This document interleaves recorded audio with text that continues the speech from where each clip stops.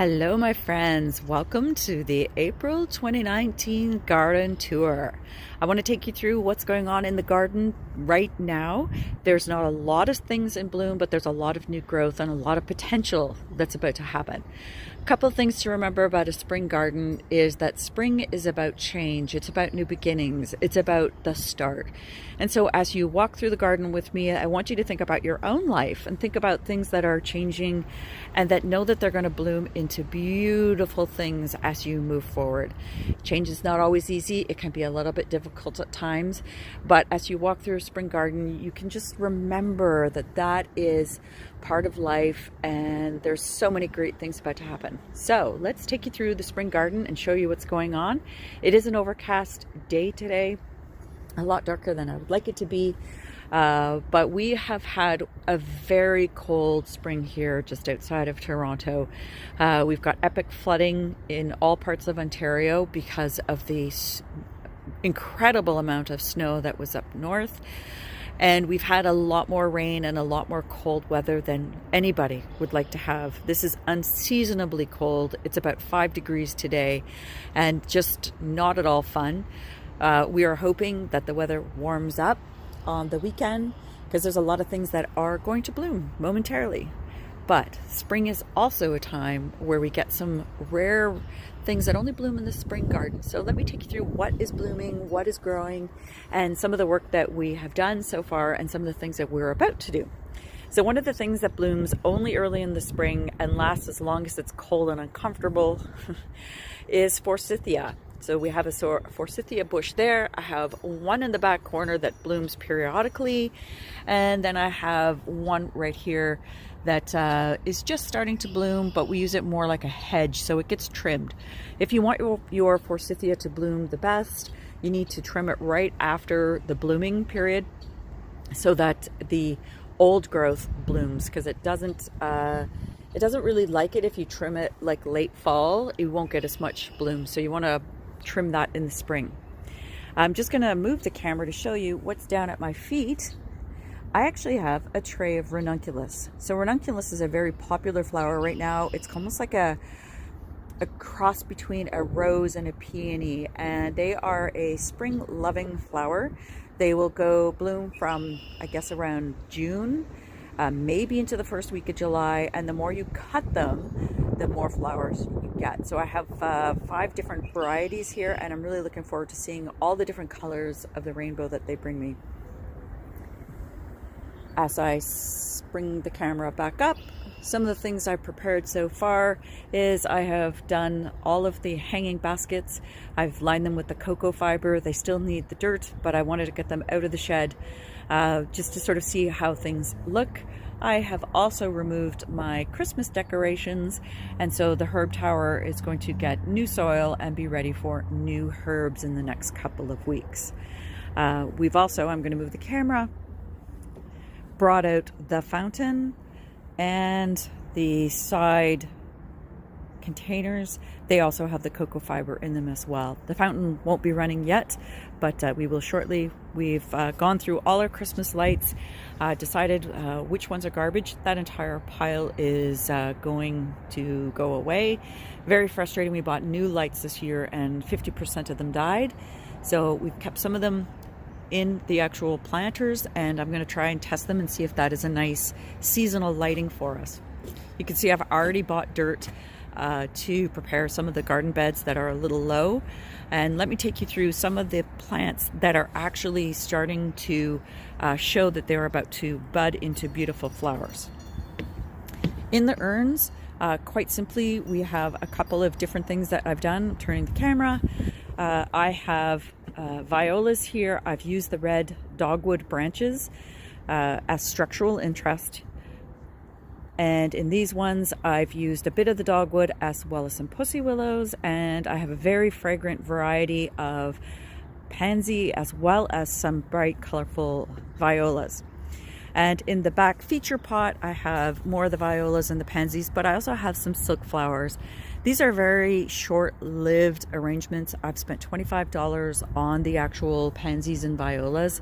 And usually within the next 3 weeks, I will take them out. This is actually the first time I've ever planted the urns up, and I gotta tell you, it's such a really nice little spring arrangement. I will continue to do this for $25 to get this many arrangements, and I'll show you the ones in the front shortly. But it really does make a difference, and adding those silks in the back there just gives it a little bit of interest for the short period that we need this garden to shine. So you can see here on the cascading redbud, there are little buds forming on all of these plants, and those are going to be beautiful pink flowers that cascade down. And all of the tulips that I planted last fall have come up, so we're really excited to see what they're going to look like, because there's some double varieties. They're just called Parrot, and they're going to be so beautiful. I haven't figured out where these are going to go, but they're there, and I got them on sale at the end of last season, so I know they're going to be beautiful. Look at all of the early spring tulips that are just coming out. I'm going to squat down to show you. We do have some hostas that are coming up, and they are all late season plants. So let's see how they do. And in the back here, and that right in there, that is a ever blooming lilac that's going to be blooming all year long. And I have all sorts of other interesting things here in the ground. You can see that there's different colors coming in. Those are euphorbias, those dark, beautiful purple. This we call pineapple plant. It's not the name, but the little bloom that on it looks like a pineapple. It's actually a bachelor button. Down over here, I have sweet woodruff, so it gets a little white flower. These I believe are called scillas. And then over here, this is another type of euphorbia as well, and it turns a nice chartreuse. The magnolia here in the back, the little jackets are holding it tight. It does have a little bit of burn from the frost. And all around the feature garden, I planted those boxwoods at the end of the season that I got on sale, and they've all come back. They do need a little trim, but that can only make them fill out nicer and look better. I have brought out the blue pots from the shed. There is a crack in one of them, so I have to decide whether I can fix that. If anyone has any tips on how to fix a broken pot, I'd sure love to hear that. If there's a glue that will work, or if it's just see you later. This is my rhubarb patch. I have 1, 2, 3 plants.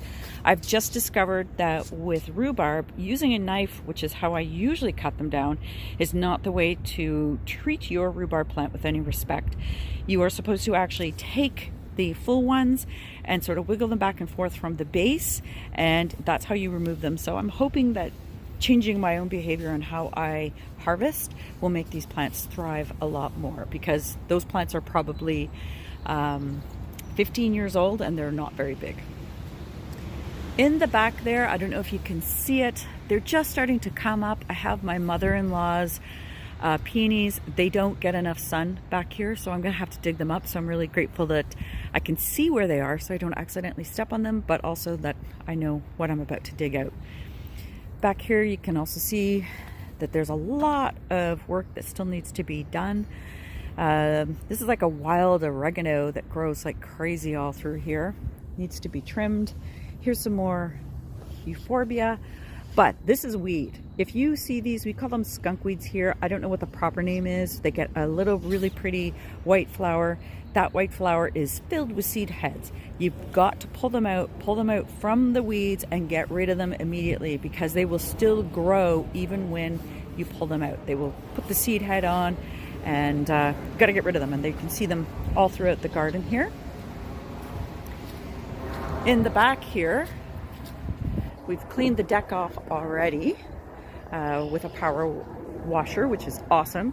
But in the back here, I have all of the hostas that I never got around to planting last season.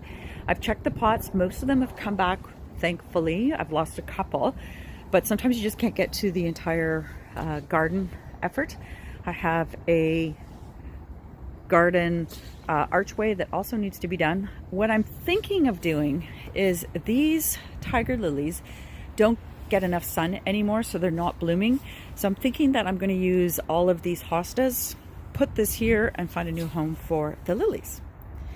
And I'm just going to spin the camera around.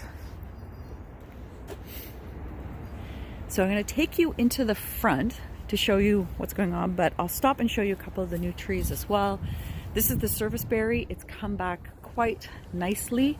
It's got lots of new growth. A serviceberry in Ontario is what we call it in Ontario. In the West, they call it a Saskatoon berry. You do need 2 of these trees for it to actually propagate and give you the berries. I only have 1, so I'm not going to get the berries. These are all of the cookies, that's what they're called, from the walnut tree that we lost last year. The bark has started to come off, and we're going to be using them in a wedding. So they all have to be dried out again, and we have to sand them down and figure out how we're going to finish each one of them. So that's a project for, I would say actually in the next couple of weeks, we're going to start on that, because it's going to take a while and a lot of people to sort of work together to get that done. And over here I have that tricolored beech, and it's going to look so pretty. All the leaves are coming back. This ground cover that you see is a scented geranium, and it is very, very easy to grow, and it likes the spot. You can actually just sort of pull them up by hand and transplant them in a different spot. This is a horse chestnut tree, or hippo castanea. When I took landscape design, our teacher said the best way to remember this one is thinking of 2 hippos playing with castaneas. So since then I can always remember the Latin name. I can't remember any other Latin names without looking them up, but the horse chestnut tree gets that beauty. This is called lungwort, I believe. It's very pretty. Purple flowers. These are all forget-me-nots, and they'll be all different colors. They are a biannual, so you have to be careful when you're weeding that you don't get rid of them too early. I'm going to take you into the front yard. The nursery is sitting over at my dad's right now. It's all self-contained in his beautiful greenhouse, growing lovely. I'll see if I can add a photo for you. In the front here we have a beautiful magnolia tree, which I'll walk up and show you some of the frost burn on it. Right here we have what we call a flowering almond. It's not an almond tree, it's just a bush that gets beautiful almond smelling flowers on it. So it's about to come. These are white bleeding hearts, so they're all coming back quite nicely.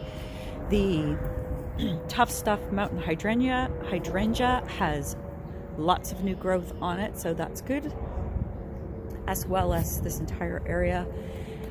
The limelight hydrangea also is coming back, but it needs to be trimmed. You can see that there's lots of bleeding hearts in this garden. I wanted to also take the time to just quickly show you the difference between a peony and a tree peony. So what you're seeing right here is a tree peony. It has a very woody stalk on it. It's very, very tall compared to a tree or a regular peony. These are actually the seed pods that you see right there, and right behind it is all of the new growth. So I will trim those seed pods off. I just leave them there over the winter because I think it's a very beautiful structure with those little seed pods. But there you can see that's peony, and you trim them back or else they will get mold.